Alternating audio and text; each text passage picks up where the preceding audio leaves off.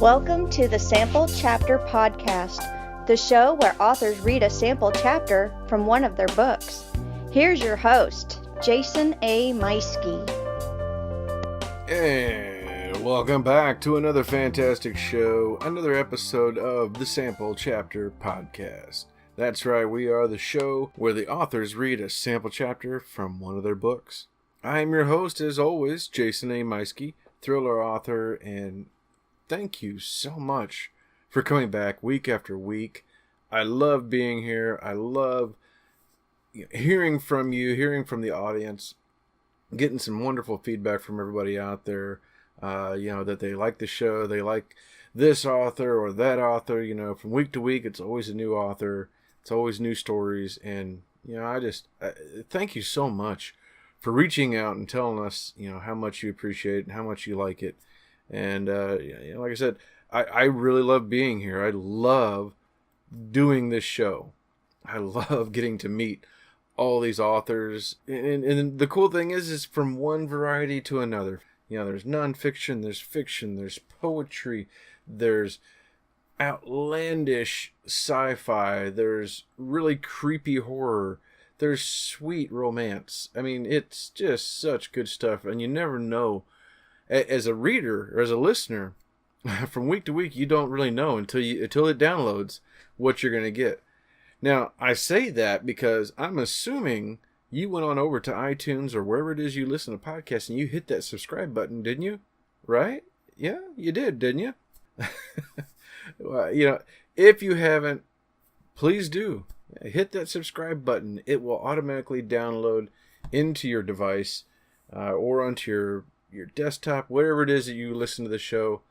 It'll download automatically every week, and then you get to listen to the new author. And you get a little bit from me as well. So, I'm sure that's what you really come back for every week, right?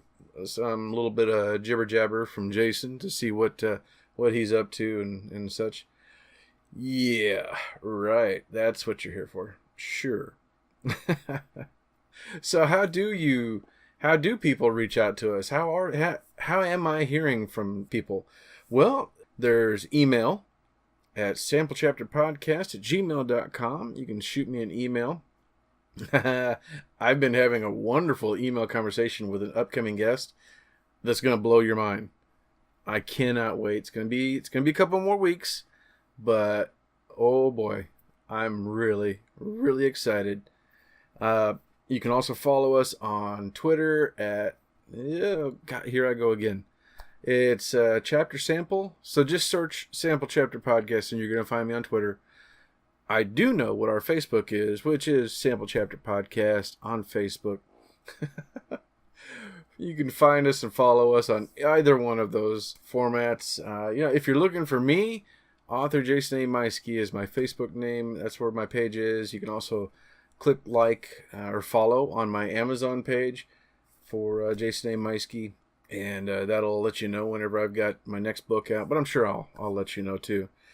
I guess just for a moment here, I'll let you know I've been having an interesting week. I think I mentioned last week I figured out a couple things with the current story that I'm working on, and that success is continued. I'm still pushing on. I'm only getting a few hundred words a day in, but, that adds up. I would love to get more writing done. I would love to get more, but, it's just not working out that way right now. I've just got too many things on my plate, work-wise, and, and being a family man is extremely important to me. And on top of everything else I'm doing, the number one thing for me is my family, so I'm going to make sure I'm there for them every day, every time. Doesn't matter if I need, no matter how bad I want to go writing or go fishing or come in here and talk to you. I'm sorry, but my family's going to come first. And, my family's needed me here lately with just family business, being busy among them. We finally got a new dryer. I was trying to fix our dryer for a while. Not quite the handyman I thought I was, so we went a couple weeks there hanging up clothes to dry them. I don't recommend that. unless you can take them outside and hang them up in the sun. I don't recommend hanging them up in your bedroom with a fan on. Nah, clothes are a little crispy, a little dried out, a little rough, and man, yeah, I would recommend against that. Finally was able to get what I needed, which was a new dryer. Got that hooked up, and oh my goodness, it's so nice to have clean, soft clothes again. Imagine getting out of the shower and picking up a piece of sandpaper to dry off. That's kind of what our towels have been like for the last couple of weeks. So, it's really nice to be able to cuddle up with a nice, soft towel and dry off comfortably once again. So, anyway, enough about me. Let's go ahead and send a big thank you to our sponsors, like Podcast Garden. They are the host site for our show and many others like us. They check them out online at podcastgarden.com. You can see a little list of different genres. You can see what kind of shows there are. Tons to pick from. You can see what there is and check it all out. If you're interested in starting your own show, Podcast Garden is the place that you want to go because they're going to give you your first month for free. Podcastgarden.com. I also have a huge thank you for U-Store All of Warrensburg, Missouri. They are the absolute #1 place for self-storage in the Warrensburg area. Non-climate control and climate control. It's a fully fenced-in facility, gated access, more than 40 cameras, running 24 hours a day. But they have a whole bunch of security features. Make sure to check them out. You can go to their Facebook page as well. U-Store All on Facebook. That's the letter U, STORALL of Warrensburg, Missouri. You can check them out, see pictures. They got pictures, and I think there's even drone footage up now of their brand new buildings that are going up right now. You can watch it go as it's being built, and you can check out their website at ustoreall.net for more behind the scenes pictures. Give them a call, send them an email, and tell them Jason sent you. So I don't know if you can hear or not, but it's storming pretty good here in Missouri. It's a late September. We've got some storms rolling through, and the thunder is really rolling every once in a while. It feels like springtime the way it's storming right now. But no, it's late September, which means that rain's going to be pretty cold. I know the temperature outside has dropped quite a bit, but I can't help but think about that. This is pretty cool weather, pretty cool thing to be happening right now as I talk about today's guest, which is Jessica Walsh. And she's going to be reading from her book, Little Creepers. Cue the thunder outside, which you can't hear. So that just kind of blows up in my face, doesn't it? Jessica is a horror, gay romance, urban, supernatural, erotica author who's also a seamstress by day. She creates amazing costumes with her partner. She's been writing for a long time. We have a fantastic conversation. And this is, the cool thing is this goes back to how much I love this show. Okay? There's authors and stories that I may not have ever had a chance to meet or talk to, or, other worlds out there, other people that I may not have, in my world may not have run into them and talked to them or not. But with this show, I get to. And you get to come along for the ride with me. You get to meet these fantastic authors just like I do, hear a little bit about them, and hear these amazing stories. And Jessica's got a fantastic one today. It's called I Wake Up in Strange Places, from the Little Creepers anthology. It's an amazing story. It really gets you. You're going to hear, she does a great job of reading as she's going along, and it gets a little more intense and a little more intense. Her breathing is a little, it's coming faster and faster, and it really draws you in, and I love it. And one of my favorite lines, I'm just going to tell you this one little line, and then you can look for it in the reading. But it's bright red lips and a perfect, I want to speak to your manager, haircut. I just love that line. It really paints the picture of who she's talking about, who this person must look like, and and I can hear their voice in my head anytime I repeat that line. But anyway, that's enough from me. I'm going to get you on over to our interview with Jessica Walsh, and I will talk to you at the end of the episode. So for now, let's go.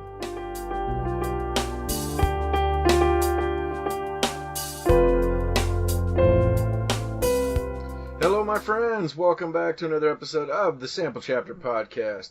Today, I have the joy of sitting down and having a little chat with Jessica Walsh. Jessica, welcome to the show. Thanks for having me.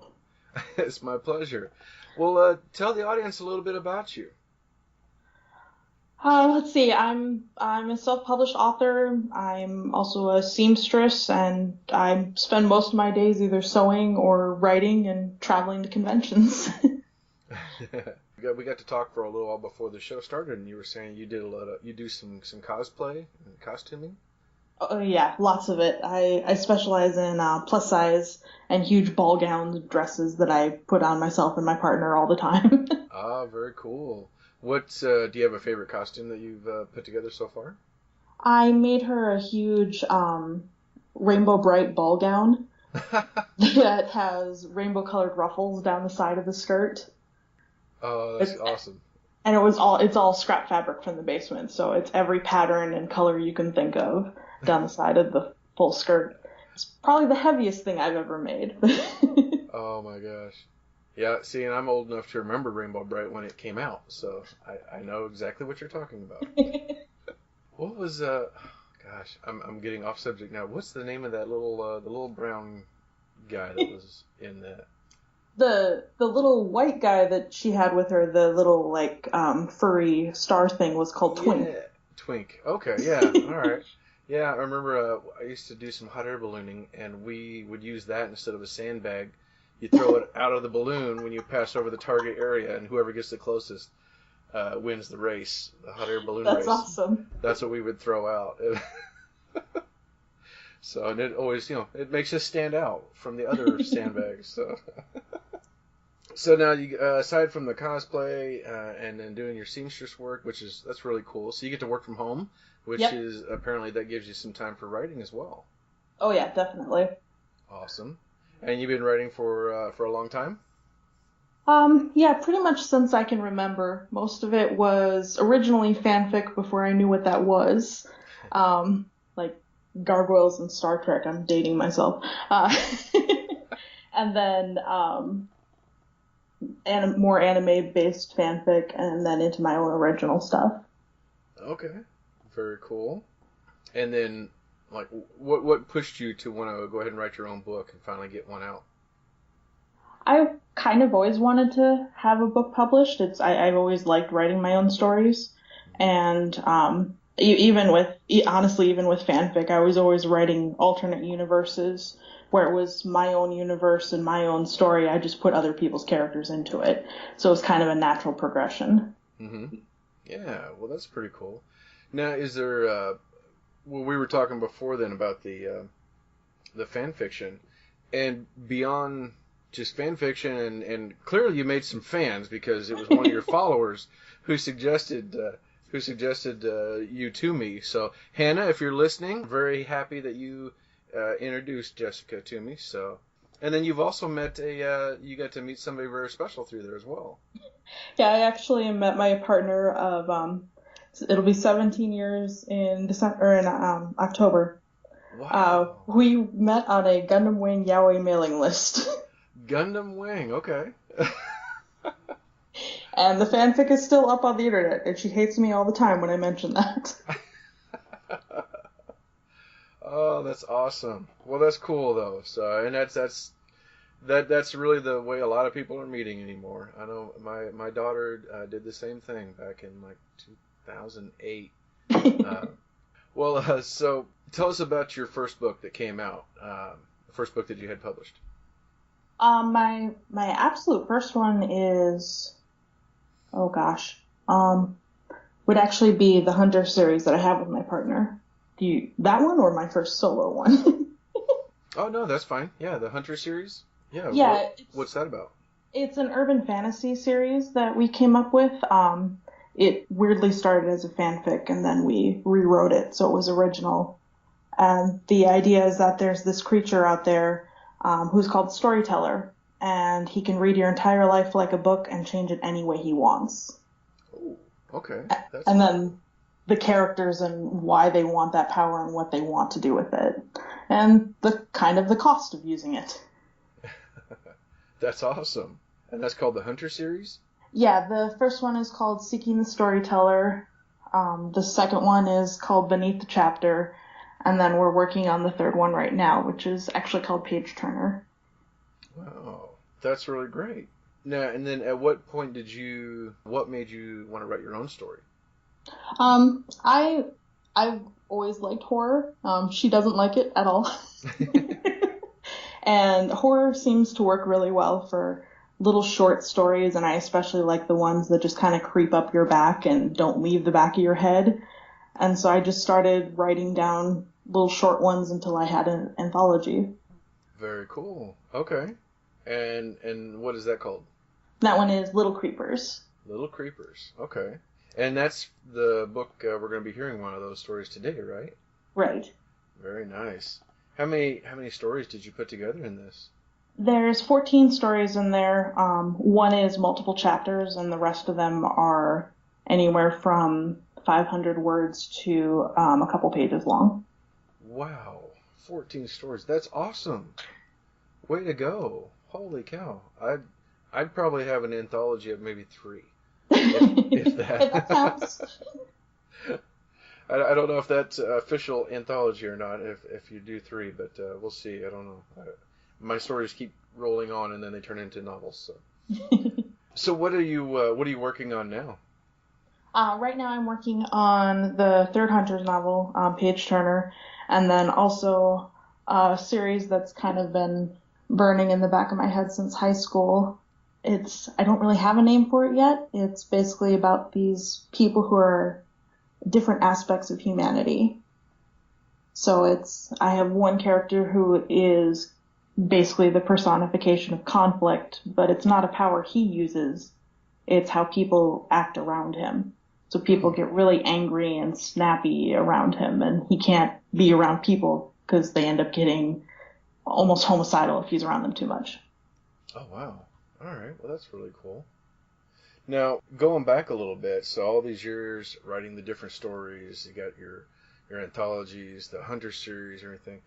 What's your methods for writing? What do you like to do? Do you just kind of come up with them and then you just start writing right away, or do you plan them out? I tend to have to, when I get the ideas, I have to sit down and jot down notes right away, or they disappear. Most of them come from, I have really strange dreams a lot. And I do write a small outline, but if I put too much detail in the outline, then my brain decides I've already told the story and I need to move on. Oh, okay. Interesting. So sometimes I have a little bit of a plan, and mostly it's just wherever my muses tend to go off on their own, and I edit it later. Okay. Well, that's really cool. And so I'm guessing that you probably have a bunch of notebooks sitting around. Yep. That and a lot of Google Docs. Okay. Do you like to write in different places and then use your Google Docs to go from one place to another, or? I usually like Google Docs because I can't write as fast as I can think. And so I'll lose ideas, but typing I can do a lot faster. And at one point we had our laptop stolen, so I need to write on the cloud, otherwise I freak out that I'm going to lose it. Oh, yeah. Yeah, that's how I became. I was using another program with my first novel, and then I finally got over and bought Scrivener last year with NaNoWriMo, and then I bought the app for my phone. And what's cool is I have that backed up to the cloud. So now wherever it is I'm using Scrivener, whether it's on my desktop or my laptop or my phone, it's always there and ready to go. And I didn't think I'd really use the phone app that much, but I'm kind of surprised how much I might pull it out at lunch and open it up and go, I've had this idea all morning for how to finally finish that chapter. And yeah, having that cloud service is just amazing. Love it. It's also great to have at like 2 a.m. when you don't want to get out of bed and wake everyone up. You can just grab your phone and quickly write down that idea. Yeah, absolutely. Yep. You see that little wheel running and it's saving, and then all right, all done. I can go to sleep now. Yep. Or try to. Try to, exactly. Of course, by the time we finish the idea, then it's like, oh, you know what goes good with this. So, well, Jessica, tell us where can people find you online? Where can they follow you? Well, obviously the books are on Amazon, but I am also on Facebook as probably Snow Cosplays is my most commonly used Facebook. And then Twitter, I'm under Snow Storyteller. Got that in the right order. Yeah, okay. Instagram, it's Snow Storyteller. Twitter, it's Storyteller Snow, because the other one was already taken. Just to be confusing. That's all right. I think I'm the same way. I just created the Twitter account a couple months ago, and I'm still learning. I'm very old school, and I still don't know. I think it's reversed. It came out like chapter sample is my host name or whatever you call that, the hashtag or at chapter sample. I don't know what you call it. Your like handle or something like that. My handle, yes, thank you. That's it. So yeah, oh my God, I'm so stupid old school. I don't even know what I'm talking about half the time. But anyway, yeah, that's my Twitter handle. But if you just search for Sample Chapter Podcast, there I am. So I'm like, okay, there we go. Just do that. Oh, and I suppose I should say, technically, my partner and I both have a Patreon as well. So it's Patreon and then / sewn together. That's awesome. And so, do y'all do like writing for people, or is this with the seamstress?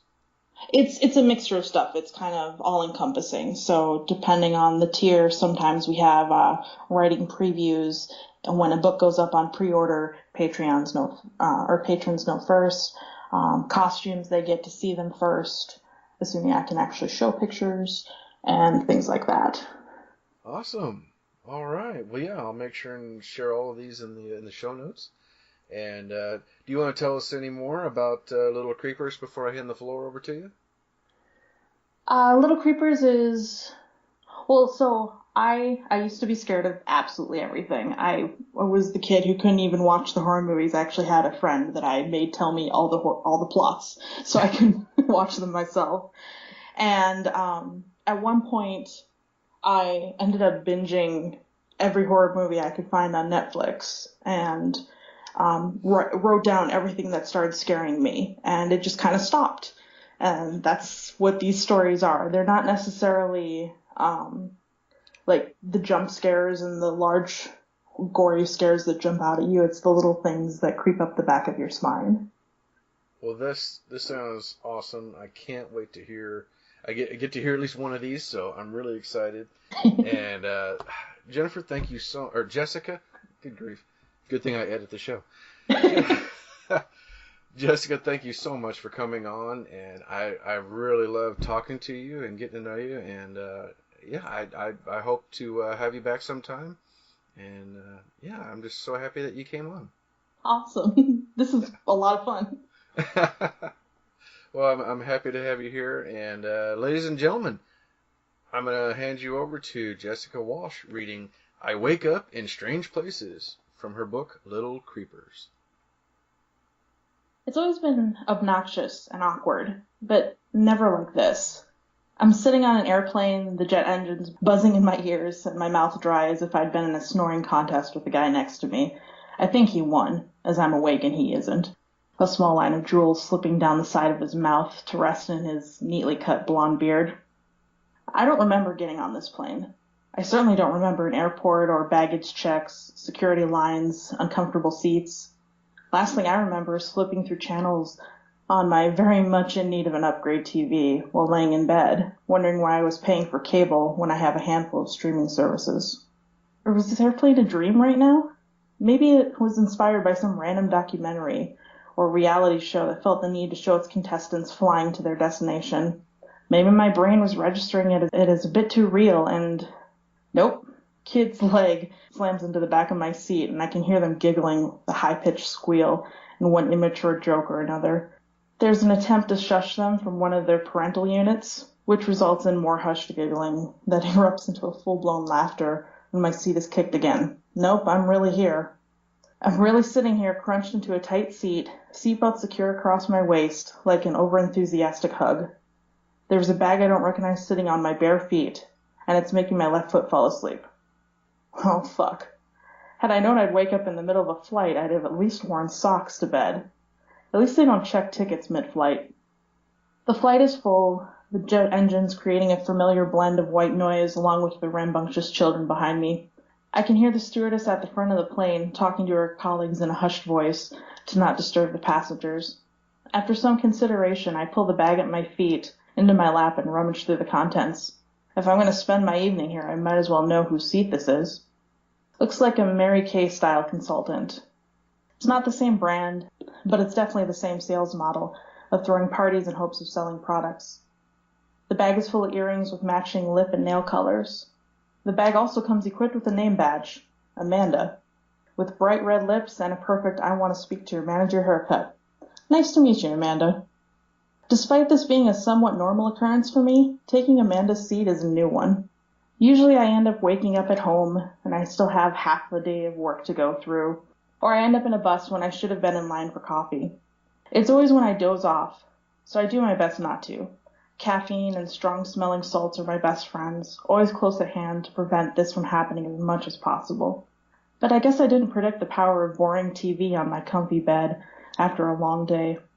Maybe it really was time to install that coffee machine on my bedside table. I have plenty of them around the house as it is. What was one more? I open the window shade next to me and notice that something's off. Besides the obvious fact that I'd switched places with good old Amanda, clouds were flying by like normal, with small ant-sized cities below me. But we were descending, and there wasn't a beep from the intercom. No big deal, right? Planes descend all the time. Besides, maybe I missed the landing announcement. Maybe it was made before I woke up here. But the passengers around me are oddly quiet. The jet engines are there, but the sound isn't regular. It's loud and soft, then sputtering. Like when you turn the car keys and beg for an engine to turn over no matter how cold the temperature is. The plane cabin is eerily silent, punctuated by occasional nervous laughter, a man snoring, and a lady who keeps pressing the assistance button above her seat. I realize in that moment the rest of the passengers know what's going on. The plane isn't making a beeline for the ground, but it's going down, and there's no ocean in sight. No flight attendants and no panic screams, just an eerie quiet, as if they've all accepted their fate, and the fasten seatbelt sign frighteningly bright. I close the shade next to me and shove the bag back under my seat, swallowing hard. Closing my eyes, I try and get as comfortable as possible in the seat as I can, mentally reaching for any bit of sleep. I appeared here in my sleep, right? So maybe I can doze off and move again. Maybe this one time it'll work when I need it to. The children behind me must have noticed something, because they're asking their mom what's going on. A man 2 rows up isn't sitting quiet anymore. He's angrily demanding to know what's going on. And another couple in the back is praying in a language I don't understand. Everyone seems to be talking all at once, and my brain is jumping from person to person, the furthest from sleep I've ever been. No, sleep, damn it. You've done it before, do it now.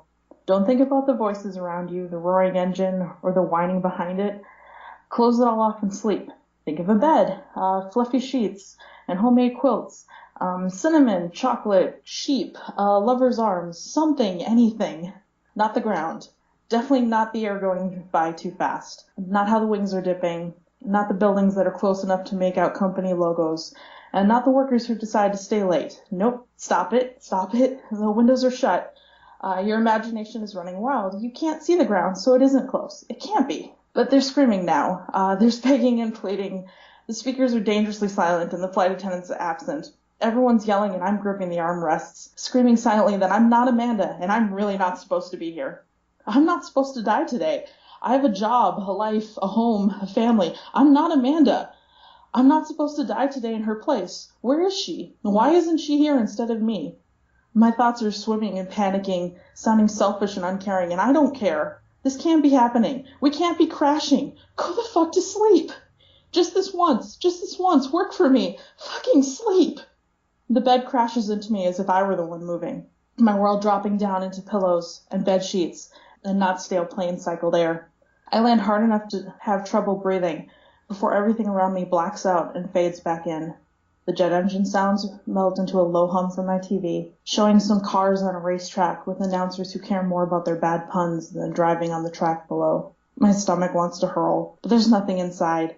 My ears are ringing from the loud engine roar, but the plane's gone.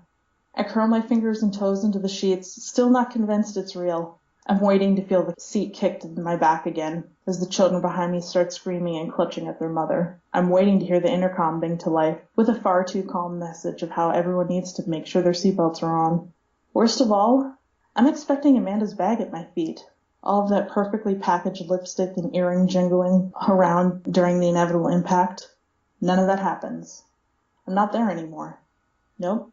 I'm safe, at home, safe and sound, and alive. I haven't crashed into the ground. I'm not a bloody smudge on the tarmac. I'm alive. My hands move and wrap around my pillow as my whole body shakes. I can feel tears wetting the fabric from sheer relief.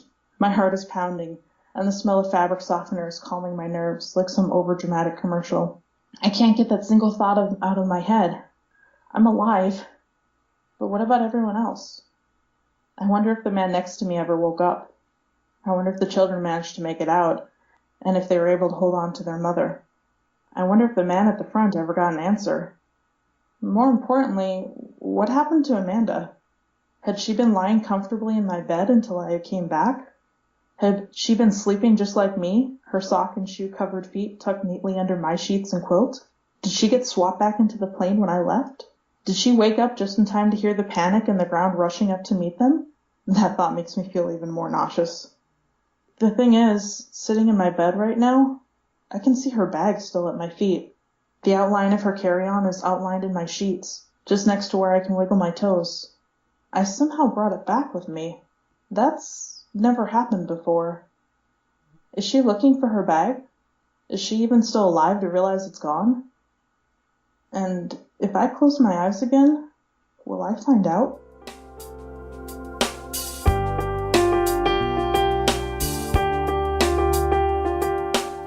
And that was Jessica Walsh reading I Wake Up in Strange Places from the Little Creepers anthology.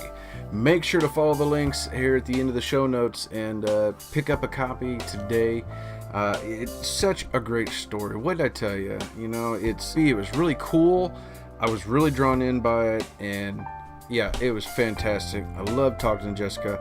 Also in the show notes, you can follow the links to follow her on all of her social media. Don't forget to follow us, like us on wherever it is that you're listening, and hit that subscribe button. That way next week you get to hear us come back with another author, another story, and another sample chapter. Bye, everybody.